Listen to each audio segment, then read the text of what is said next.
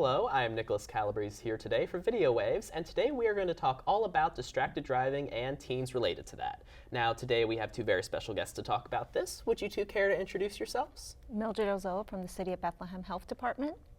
Sergeant Darrell LaPointe from the Bethlehem Township Police Department. Well, thank you both for being here today. I have a few questions prepared, so let's get started. Can you two describe distracted driving for me? Distracted driving in the technical sense is any type of driving where you're not totally focused on the road, where the eyes are on the road, hands at 10 and 2, just operating the pedals and leaving the hands on the wheel. And I believe Mildred will go into some types of distracted driving. Sure. Different types of distracted driving are talking on your cell phone, texting, eating, drinking, working your GPS system. Something as simple as just changing your radio station is a distraction.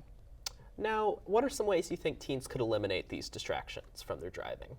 Pretty much putting their full attention on driving, not letting nothing like divert their attention.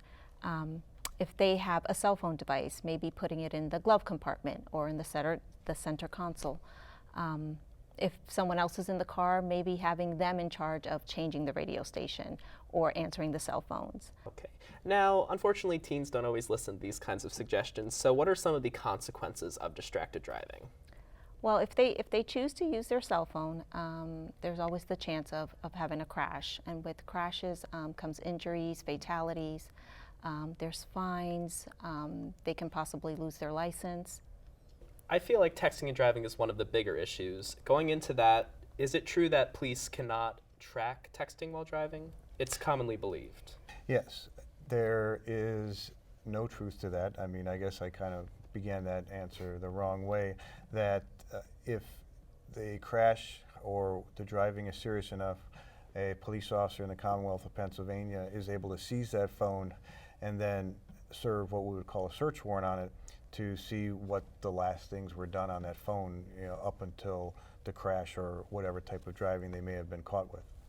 Now, in some of the lighter day-to-day texting while driving things, can you get a fine for texting while driving? Yes, the actual fine is $50, but then when you add all the other costs that are associated on any citation in the Commonwealth of Pennsylvania, that total cost is $154. Now, can somebody be pulled over just for texting and driving, or if you're under suspicion of that? Absolutely. The Commonwealth now, law enforcement is coming up with some more unique ways of trying to see someone texting, and I can tell you from personal experience, all I have to do, I might be working a speed operation and see someone going down the road texting or whatever they're doing with their phone, and that's probable cause enough to be stopped in the vehicle. Now, how can parents set a good example and ensure their teens aren't out driving and texting? Be a good role model for your teen. Talk to them about texting and driving, the dangers that it poses. Also talk to them about the law in Pennsylvania.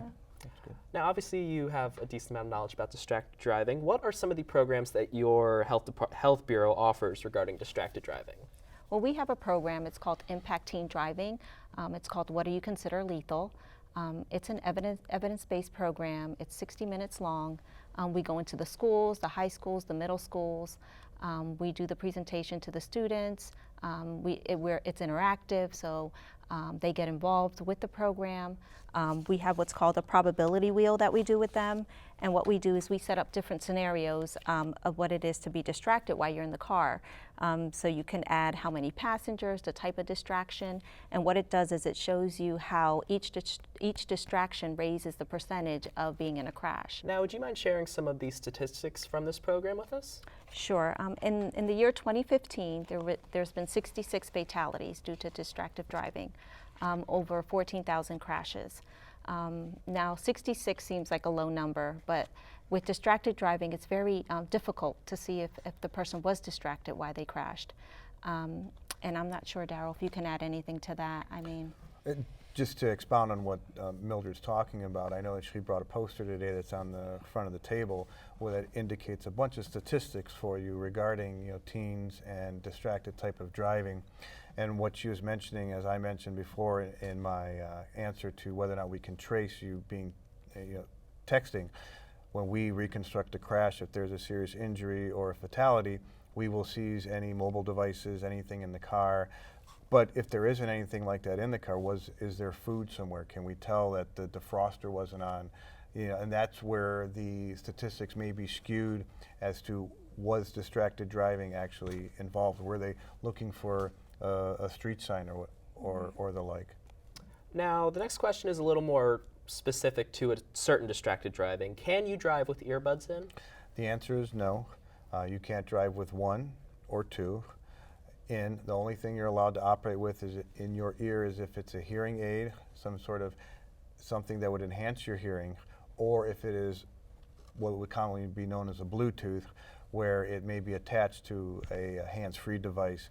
That's the only thing that's allowed in one ear so that you can hear the rest of the traffic noise in the other. Now, before I open up the floor to just any general stuff you two would like to say, I have one last question. Can somebody's license get revoked for texting while driving? Well, that's kind of an open-ended question. If you are cited for that, that's not going to immediately revoke your license. But in the long run, if you rack up enough other violations, as I mentioned before, there are no points, but so many moving violations in the long run, could someone get it revoked? But the real answer is more than likely no, because you're not just going to get it revoked for that texting. Okay, now would either of you like to add anything before we close up today? Pretty much, the distracted driving, the crashes are 100% preventable. So it's important for everyone to make the better choice and not be distracted while they're driving. There's no phone call, there's no text that's more important than the safety of yourself and others. And like Mildred's saying, we all, gun safety and everything else, but keep in mind that, not to be doom and gloom, but a vehicle is a 3,000-pound weapon if it's not used properly. So that's why when you're in a vehicle, you have to make sure that you're focused. Just like anything else in school, you're focused on your schoolwork. Be focused on your driving, get to your destination, and then, like Mildred said, then pick up the phone. Do that text, call to check in with mom and dad. Well, thank you both very much for coming today, and thank you to everybody who's tuning in.